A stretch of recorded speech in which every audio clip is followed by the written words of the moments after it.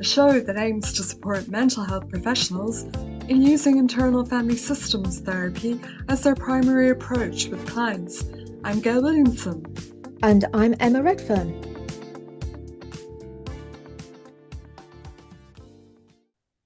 In today's episode, we're looking at the fascinating area of legacy burdens. Yes, it's another valuable aspect of the model that really warrants learning. So many of our clients' systems will benefit from legacy unburdening work. We're going to talk about what exactly they are, how we might spot potential legacy burdens, discuss the bigger picture in terms of their effects on our wider societies, and also give some examples.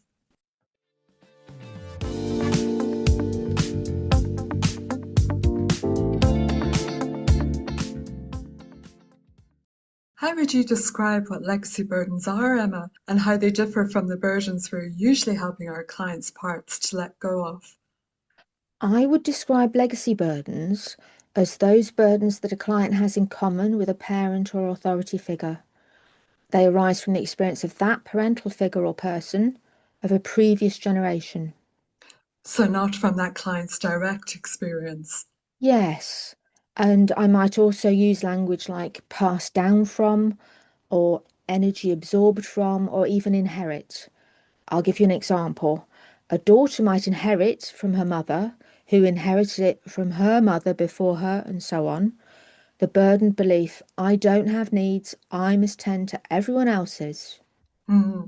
So that's the key difference compared to personal burdens, that legacy burdens relate to another person's experience. Yes, it's not that the legacy burden comes only from the other's experience. I'll probably also have my own experiences relating to the burden belief or energy, but the thing is, I'll share similar burdening with at least one ancestor. That's one of the ways in which it's possible to become aware of a potential legacy burden, that we'll hear a client say they feel they have this problem or issue in common with someone in their generational line. And I guess this may be more commonly understood as intergenerational transmission of trauma. A well-known example of this being the many studies involving children of Holocaust survivors, which have shown that the children took on the trauma of the parents, experiencing emotions as though they themselves had been in the concentration camps. I think some even had vivid nightmares of the Holocaust, didn't they, despite not being there. That's right. In the book Children of the Holocaust, Conversations with Sons and Daughters of Survivors, one daughter talks about how she'd wanted to take on her mother's pain, saying, I thought I could somehow leech the pain from her by listening. It would leave her body, enter mine, and be lessened by the sharing. Scientific research would say that the exact mechanisms of the transmission of trauma are unclear, but as with many things, IFS can offer an explanation. For example, in the case of this daughter, we could understand that there was an empathic protective part that worked hard to take on the parent's pain as a way of reducing it for the mother, which it in turn likely hoped would help the mother be more available to and stronger for her daughter. And as for the actual transmission of pain, our bodies aren't shut off from each other. As IFS psychotherapist and writer Robert Falconer would talk about a lot, our bodies aren't citadels, but instead they're highly permeable, and so there can be a transmission of energy and burdens, along with the more cognitive transmission of thoughts and beliefs. Could we also say that legacy burdens are picked up from wider societal or cultural or religious institutions, Emma? Well, cultural burdens are those that enter a person's system from the social world they live in as they learn how to behave in socially acceptable ways. Richard Schwartz considers that the US is particularly burdened by racism, patriarchy, individualism, and materialism. And that's in the Schwartz and Sweezy book 2020. Society in the UK is similarly burdened, as well as affected by its colonising activities and by a culture of entitlement. When the burdened beliefs of our culture cause us harm, our parts often protect us by taking those beliefs for their own. Which at least gives them a sense of agency, I guess. Yes, and even without personal experiences or inherited beliefs, parts of people in the Western world often take on cultural burdens like fat is bad, thin is good, boys don't cry, and even that brains think in this way, not that way. And, for example, good Catholic women don't have sex before marriage. Mm. Naturally, generations of the same family are often affected by the same cultural burdens. So, in a sense, a cultural burden can also be legacy.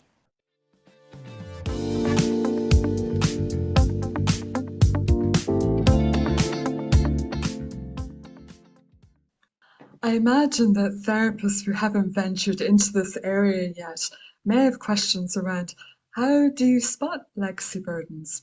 How can you tell if this is something your client system may benefit from? Well, sometimes the easiest thing to do is ask. I listened to a recent interview with Dick Schwartz, Thomas Hubel, and Fatima Finney by Sounds True as part of the launch of the book Releasing Our Burdens, a guide to healing individual, ancestral, and collective trauma. And Dick offers a very simple phrase he uses: ask inside if anyone carries someone else's energy. He then takes it from there. Also, and this is why I favour doing some sort of history intake with new clients, as someone whose initial training included psychodynamic ways of working, learning about the family of origin can be so helpful in priming the pump, as it were, in terms of what becomes apparent to work on later. If the client knows IFS, you could inquire about the types of protectors that seem to be prominent in each parent or caregiver, or for someone used to other forms of therapy, asking about family myths or rules can be illuminating. I find that the majority of the time, it's something the client and I just get into organically. But then the more experiences I've had of guiding legacy unburdenings, the more I'm inclined to also actively suggest to a client that we investigate legacy burdens, which I have a detailed example of doing later. But in terms of how my curiosity gets piqued regarding legacy or cultural burdens, often it's a lot to do with how parts show up. And of course, this comes with the proviso that our parts will show up in all kinds of ways. Sure, But for example, one of my clients who was brought up in quite a conservative Catholic home, early on in our work, one of the first protectors we met was quite a harsh, judging part who showed up as a stern bishop. Then, as our sessions continued, when we'd go inside, she'd often be getting historical images relating to the Irish famine. Then later she began spontaneously getting images in between sessions of women clearly from that time or earlier being violated or attacked. In one memorable one, a pregnant peasant woman was having her fetus forcibly aborted by relatives who felt they just couldn't afford another mouth to feed. We would then investigate what she was noticing, and this all led to incredible work helping her let go of legacy burdens she carried. And actually, if anyone wants to hear more about this fascinating work with this client, I go into it in great detail in the skills workshop that Emma and I did back in October that focuses on direct access and legacy burdens. A recording of the day is available to buy, and listeners will find more details on my website. I have to say, I have parts that are not usually comfortable about promoting anything, but there's just such valuable learning in this that it does deserve to be more widely seen and heard.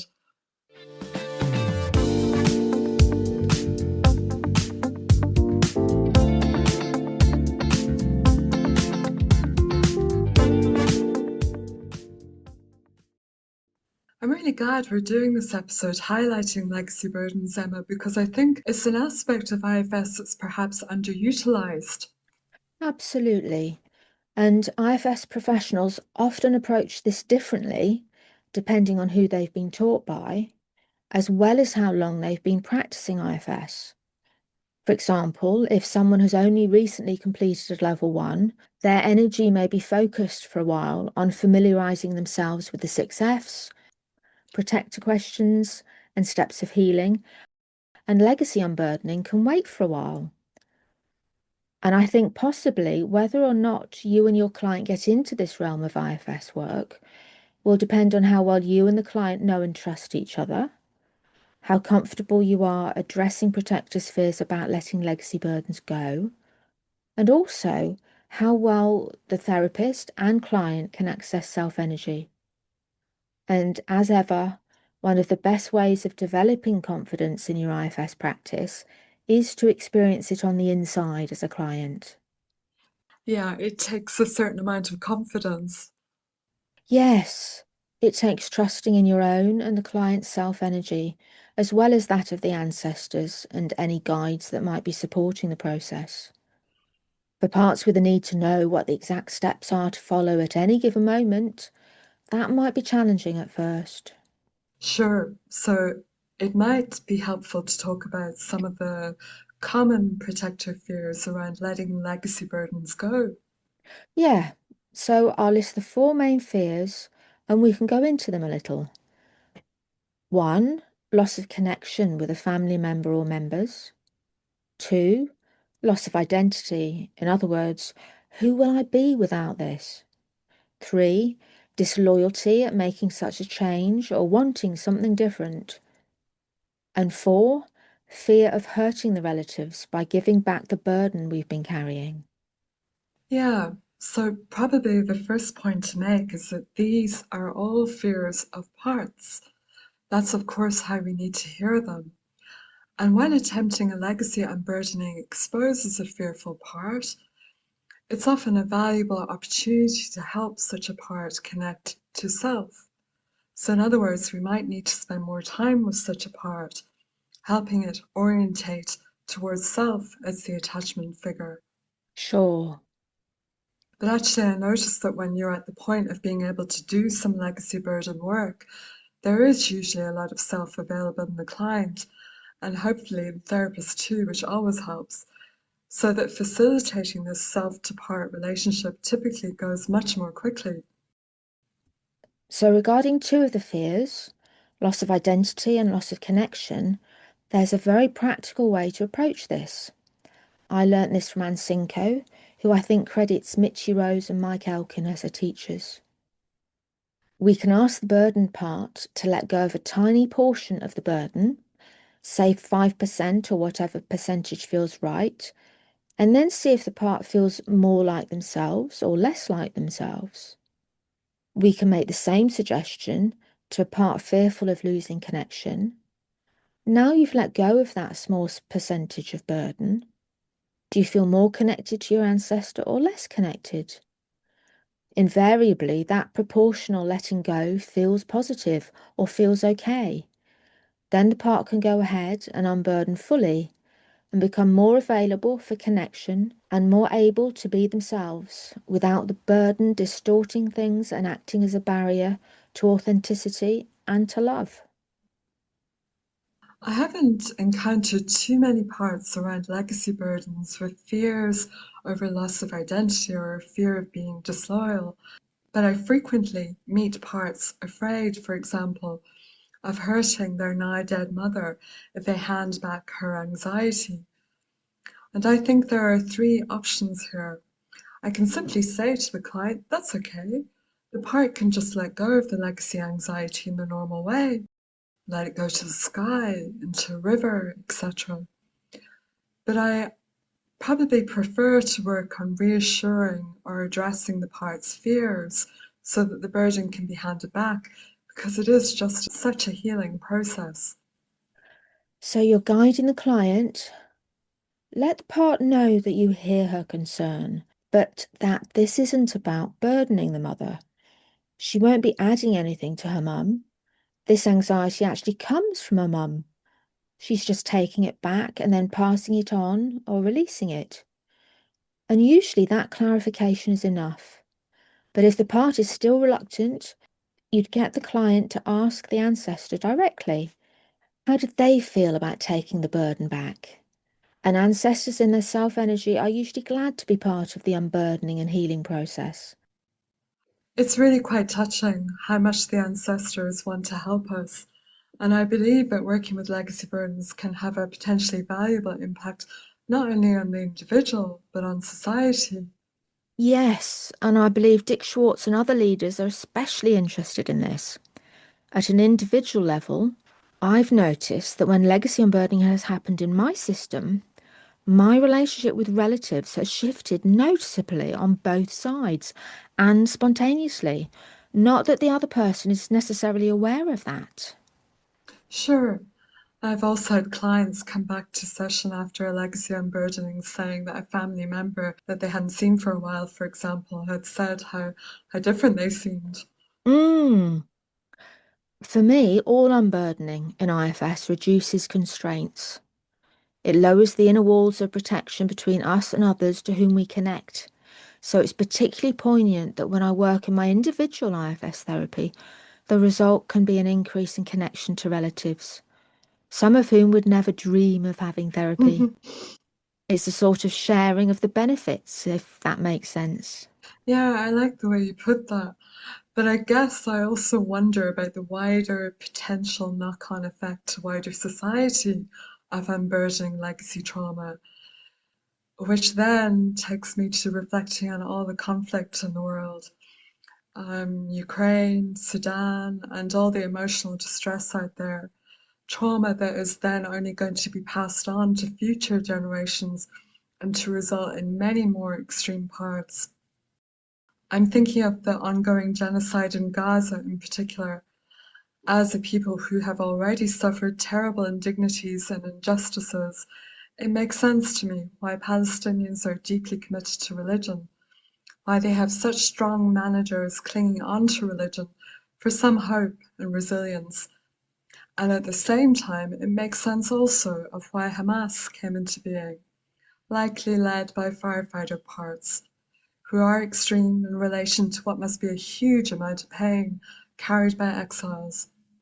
And then, of course, the same could be said of the majority of Israelis. But then what has happened in Gaza and continues to happen is now leading to a whole new generation burdened by generational trauma, as well as their own directly experienced trauma. When you do legacy unburdening work, I think you really appreciate just what that potentially looks like and the potential value of being able to work with it.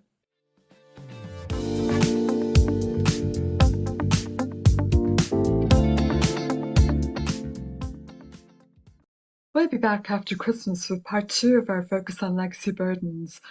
We'll have a fascinating case study that we'll go into in detail that you don't want to miss.